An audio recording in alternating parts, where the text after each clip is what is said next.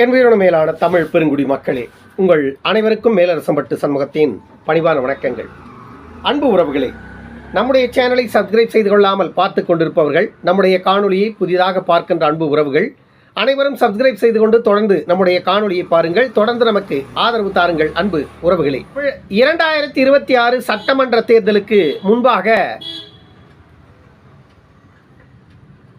தமிழ்நாட்டில் அமலாக்கத்துறை மிகப்பெரிய அளவில் ஒரு ரைடை நடத்த போகிறாங்க அப்படிங்கிற தகவல் ஏற்கனவே பரவலாக பேசப்பட்டு கொண்டிருக்கிறது. ஆனால் அதை உறுதி செய்யும் விதமாக ஏற்கனவே ஒரு மாதத்திற்கு முன்பு மடப்புறம் அஜித்குமாருடைய கொலை வழக்கில் ஒரு தகவல் வெளியானது. மடப்புறம் காளி கோவிலுக்கு உள்ள பல கோடி ரூபாய் கொண்டு போய் பதுக்கியதாகவும் அந்த விஷயம் அஜித்துக்கு தெரிந்து விட்டதனால தான் அஜித்தையே போட்டு தள்ளினார்கள் என்ற ஒரு செய்தி வெளியானது. அதை நாம் காணொலியாகவே போட்டிருந்தோம். இது சிவகங்கை மாவட்டத்திற்கான தொகை ஒரு 250 கோடி 300 கோடி என்று சொல்லுகிறார்கள் அந்த மாவட்டத்திற்கு மட்டும். இது போல தமிழ்நாடு முழுமைக்கும் 8 மண்டலங்களாக திமுக பிரித்து 8 மண்டலத்திற்கும் ஒரு குறிப்பிட்ட தொகையை கண்டெய்னர் லாரிகளில் உழவ விட்டு கொண்டிருப்பதாக தகவல் வந்திருக்கிறது. அப்படின்னா ஒரு அமைச்சர், சட்டமன்ற உறுப்பினர், பாராளுமன்ற உறுப்பினர்களுடைய கல்லூரிகள், அவர்களுடைய வீடுகள், அவர்களுடைய அலுவலகங்கள், இப்படி பல இடங்களில் தான் இதற்கு முன்பு கடந்த சட்டமன்ற தேர்தல், அதற்கு முந்தைய நாடாளுமன்ற தேர்தல், கடந்த நாடாளுமன்ற தேர்தல், இந்த தேர்தல்கள் எல்லாம் திமுக கொண்டு போய் பணத்தை பதுக்கினாங்க. அப்படிதான் பதுக்கி அதை தேர்தல் நேரத்தில் டிஸ்போஸ் பண்ணாங்க. மக்களுக்கு கொண்டு போய் ஓட்டுக்கு பணத்தை கொடுத்து ஓட்டை விலைக்கு வாங்கினாங்க. அப்படிதான் தொடர்ந்து திமுக ஆண்டு காலமாக வெற்றி பெற்று வருகிறது. இதுதான் திராவிட கட்சிகளுடைய அரசியல் வரலாறு.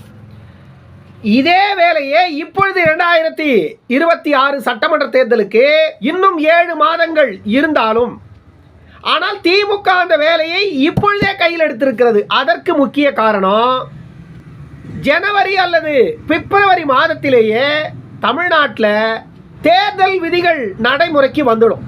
அப்படி ஒரு தேர்தல் விதிமுறைகள் நடைமுறைக்கு வந்த பிறகு தமிழ்நாட்டில் எல்லா படைகளும் உள்ளே வந்துடும். பறக்கும் படையிலிருந்து எல்லா படையும் தமிழ்நாட்டுக்கு உள்ளே வந்துடும். அப்போ இவங்களால் எதையும் வெளியே கொண்டு போக முடியாது, டிஸ்போஸ் பண்ண முடியாது. இப்போ இவங்க வெளியே கொண்டு போக முடியாது. அப்படி கொண்டு போனால் அதுக்கு பல சிக்கல்கள், இடையூறுகள் எல்லாமே வரும். அப்படின்றதுனால தேர்தலுக்கு இன்னும் 7 மாதங்கள் இருக்கும் பொழுதே முன்கூட்டியே இவர்கள் பணத்தை எங்கெங்கே கொண்டு போய் சேர்க்கணுமோ அங்கங்கே கொண்டு போய் சேர்த்துட்டாங்க. நம்ம இந்த விஷயத்தை தொடர்ந்து மக்கள்கிட்ட சொல்லிட்டு வரோம். மக்கள் விழித்து கொள்ள வேண்டும் என்பதற்காக தான் இதையெல்லாம் சொல்கிறோமே தவிர, ஏதோ நமக்கு வேலை வெட்டி இல்லை, சும்மா உட்காந்துட்டு பேசிகிட்டு இருக்கோம் அப்படின்னு யாரும் எடுத்துக்கொள்ளாதீர்கள். அன்பு உறவுகளே, திமுக செய்கின்ற அயோக்கியத்தனத்தை நான் உங்களுக்கு சொல்லிட்டு இருக்கேன். நீங்கள் எடுத்துக்கிட்டாலும் சரி, இல்லை பீச்சாங்கையால் தொடச்சி விட்டுட்டு கடந்து போனாலும் சரி, எடுத்துக்கிட்டால் உங்களுக்கு நல்லது, கடந்து போனால் அடுத்த தலைமுறைகளுக்கு பிரச்சனை. இவ்வளவுதான். ஏன்னா இந்த கோடிக்கணக்கான ரூபா இப்போ 5000 கோடின்னு சொல்கிறோம். 8 மண்டலங்களில் 30 கண்டெய்னர் லாரியில் பல ஆயிரம் கோடிகள் உழவிக்கொண்டு இருக்கிறது தமிழ்நாட்டில் அப்படின்னு சொல்கிறாங்க. நம்ம என்ன சொல்கிறது? இங்கே சோத்துக்கு பிச்சை எடுக்கிறான். ஒரு குழந்தைய கொண்டு போய் பள்ளிக்கூடத்தில் சேர்க்க முடியல. சேர்க்கணும்னா அவன் லட்சம் கேட்குறான். 1ஆவதுல கொண்டு போய் சேர்க்கணும்னாலே லட்சம் கேட்குறான். லட்சம், 2 லட்சம், 3 லட்சம் கட்டினாதான் ஒரு பிள்ளைய பள்ளிக்கூடத்தில் சேர்க்க முடியுது. கவர்மெண்ட் பள்ளிக்கூடம் இருந்தும் பயன் இல்லை அப்படிங்கிற நிலையில தான் தமிழ்நாட்டு பள்ளிக்கூடங்கள் இருக்கிறது. அப்படிப்பட்ட சூழ்நிலையில் தமிழ்நாட்டினுடைய அரசியல் களமும் மக்களுடைய வாழ்வியல் நிலையும் இருக்கும் பொழுது இவர்களுக்கு 5000 கோடி, 10,000 கோடி, 8,000 கோடி எங்கடா இருந்து வந்தது? ஸ்டாலின் காடு மலை ஏறி வெட்டினாரா? உதயநிதி காடு ஏறி மலை ஏறி வெட்டினானா? இல்லை துரைமுருகன் வெட்டினாரா? இல்லை இன்னும் இருக்கின்ற அமைச்சர்கள் காடு மலைகள் ஏறி வெட்டி சம்பாதிச்சு இதையெல்லாம் சேர்த்தார்களா? சொல்லுங்க, நான் ஒத்துக்கிறேன். அன்பு உறவுகளே, நீங்கள் வாங்கி திங்கிற உப்பு மிளகா, நீங்கள் வாங்கி திங்கிற வெங்காயம் பூண்டு, நீங்க வாங்கி திங்கிற அத்தனை உணவுப் பொருட்கள் மீதும் நேற்று 2 ரூபாய்க்கு விற்ற ஒரு 10 கிராம் லவங்கம், ஒரு 10 கிராம் கடுகு பாக்கெட்டு, ஒரு 10 கிராம் மிளகு சீரகம், ஒரு 10 கிராம் ஏலக்காய் எல்லாமே நேற்று 2 ரூபாய் விற்றது இன்றைக்கு 10 ரூபாய் விற்கிது. காரணம் என்ன? அதன் மீது இவர்கள் ஏற்றிய வரி. அந்த வரி என்பது உங்களுக்கு தெரியாது, உங்கள் கண்ணுக்கே தெரியாது. அது வந்துட்டு ஒரு பாக்கெட் அன்னைக்கு 2 ரூபா வித்துச்சு, அப்புறம் 3 ரூபா வித்துச்சு, அப்புறம் 5 ரூபா வித்துச்சு, இன்னைக்கு 10 ரூபா விற்கிது. நீங்க வாங்காத விட்டீங்களா? எத்தனை ரூபா வித்தாலும் நீங்க போய் வாங்கி தான் ஆகணும். ஏன்னா உங்களுடைய அன்றாட தேவை, நம்முடைய அன்றாட தேவை, நம்முடைய உணவுப் பொருட்கள்.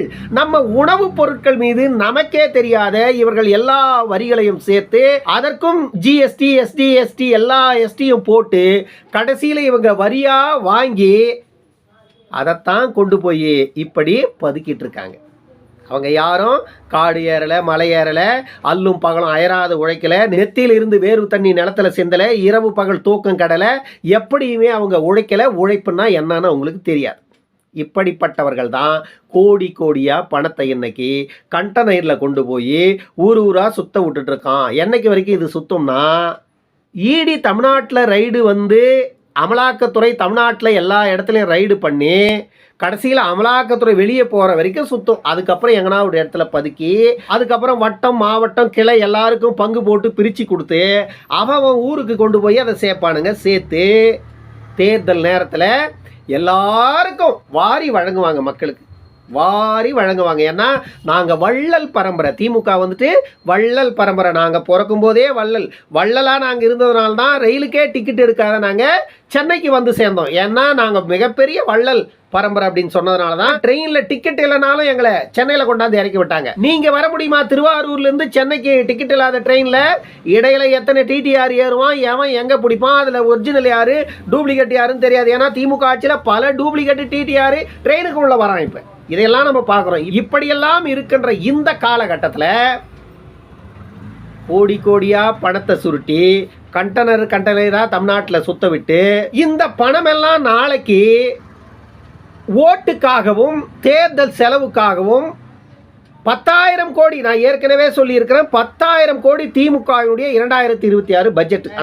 அந்த 10,000 கோடியை தான் தமிழ்நாடு முழுமைக்கும் 8 மண்டலங்களாக பிரித்து எல்லா இடங்களிலும் இந்த திமுகவினுடைய கண்டெய்னர்களில் ஒதுக்கப்பட்டிருக்கிறது. இது தமிழ்நாட்டில் இப்பொழுது பரவலாக எல்லோரும் பேசிக்கொண்டிருக்கிறார்கள். நான் மட்டும் பேசலங்க, எல்லோருமே பேசிக்கொண்டிருக்கிறார்கள். இந்த தகவல் உண்மையிலேயே ஸ்ப்ரெட் ஆயிடுச்சு. இந்த தகவல் உண்மையிலேயே ஸ்ப்ரெட் ஆயிடுச்சு. இப்போ பீகாரில் டிசம்பரில் பீகாரில் எலெக்ஷன் இருக்குது. இந்த எலெக்ஷன் முடிஞ்ச உடனே தமிழ்நாட்டில் இடி ரைடு உள்ளே வரும்.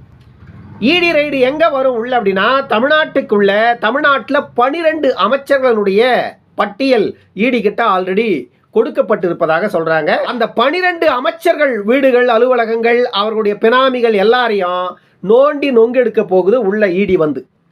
அதுல சிக்கினால் வாய்ப்பு உண்டு, அதிலும் சிக்கவில்லை என்றால் தப்பிப்பார்கள். தேர்தலில் கடந்த 2021 சட்டமன்ற தேர்தலில் 2,000 ரூபாய் வாக்குக்கு கொடுத்தார்கள்.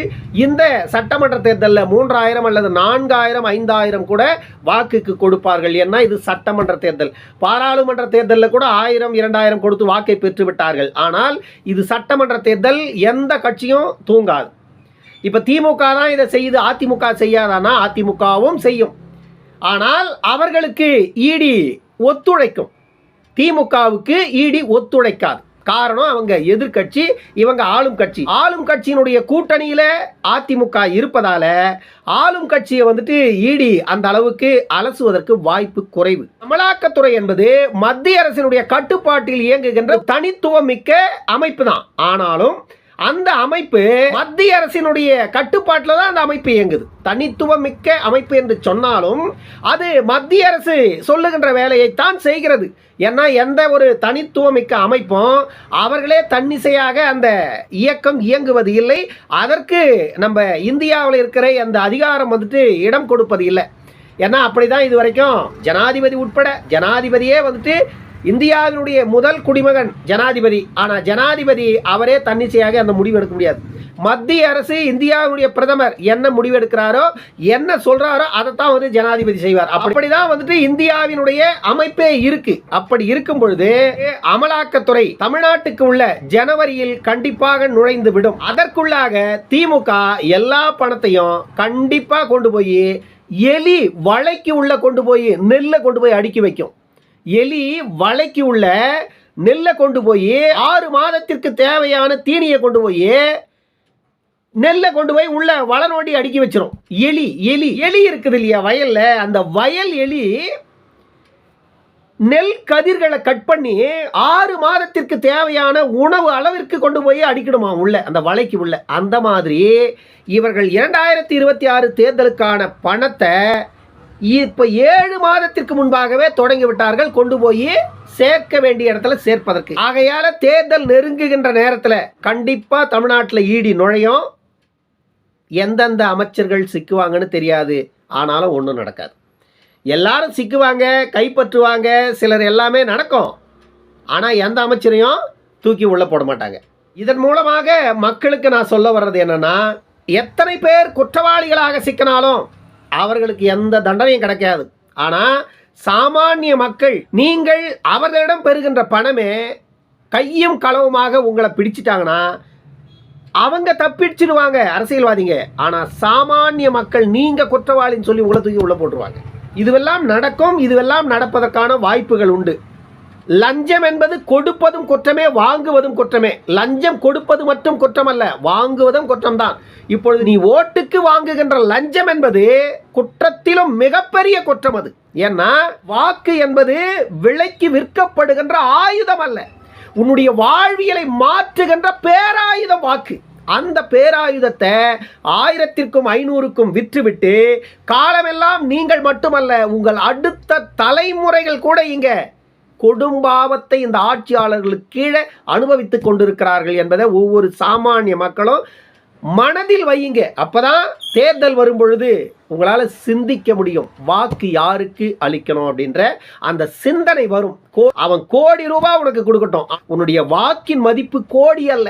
இந்த நாடு 1000 முறை சொல்றேன், உன்னுடைய ஒரு வாக்கின் மதிப்பு இந்த நாடு. நாட்டிற்கு எவ்வளவு விலையோ அந்த விலையை உன்னுடைய வாக்குக்கு கொடுத்தாலும் உன்னுடைய வாக்குக்கு அது ஈடாகாது. அவ்வளவு பெரிய விலை மதிப்பு மிக்கது உன்னுடைய ஓட்டு. அன்பு உறவுகளே, ஒவ்வொரு வாக்கும் அவ்வளவு விலை மதிக்கத்தக்கது. அப்படிப்பட்ட வாக்கை சாதாரணமாக 500க்கும் 1000த்திற்கும் 2000 3000த்திற்கும் அவர்களுக்கு அடகு வைத்துவிட்டு 5 ஆண்டுகளுக்கு நாம் அவர்களுக்கு மட்டையாக மடிந்து கிடப்பதை முதலில் தவிருங்கள். நீங்கள் நீங்களாக இருங்கள். எத்தனை கோடி அவன் கொண்டு வந்து உங்களுக்கு கொடுத்து வாக்கை விலை பேசினாலும் அந்த பணம் உங்களுடையது என்பதை நினைவில் வையுங்கள். கொடுப்பவன் திருடன் என்பதை நீங்கள் மனதில் ஏற்றுங்கள். திருடனிடம் பெறுகின்ற வாக்குக்கு நீங்கள் மனசாட்சியை பார்க்கக்கூடாது. அவர்கள் கொடுக்கின்ற பணத்தை வேண்டாம் என்று மறுக்கக்கூடாது, பெற்றுக்கொள்ளுங்கள். ஆனால் வாக்கு மட்டும் அவர்களுக்கு அளிக்காதீர்கள். ஏனென்றால் அவர்கள் கொடுப்பது திருட்டு பணம், அது உங்கள் பணம். உங்களிடம் திருடிய பணத்தை உங்களிடமே கொடுக்கிறார்கள் என்பதை நீங்கள் உணருங்கள். அப்படி அதை நீங்கள் உணர்ந்து கொண்டால் உங்களை இனி வீழ்த்தவே முடியாது எவனாலும். அன்பு உறவுகளே, நீங்கள் தெளிவு பெறுவீர்கள் என்று நான் நம்புகிறேன். நம்முடைய சேனலை சப்ஸ்கிரைப் செய்து கொள்ளாமல் பார்த்து கொண்டிருப்பவர்கள், நம்முடைய காணொலியை புதிதாக பார்க்கின்ற அன்பு உறவுகள் அனைவரும் நம்முடைய சேனலை சப்ஸ்கிரைப் செய்து கொண்டு தொடர்ந்து நம்முடைய காணொலியை பாருங்கள். தொடர்ந்து நமக்கு ஆதரவு தாருங்கள். அன்பு உறவுகளே, இன்னொரு காணொலியில் சந்திக்கும் வரை உங்களிடமிருந்து விடைபெற்றுக் கொள்வது மேலரசம்பட்டு சண்முகம். நன்றி, வணக்கம் அன்பு உறவுகளே.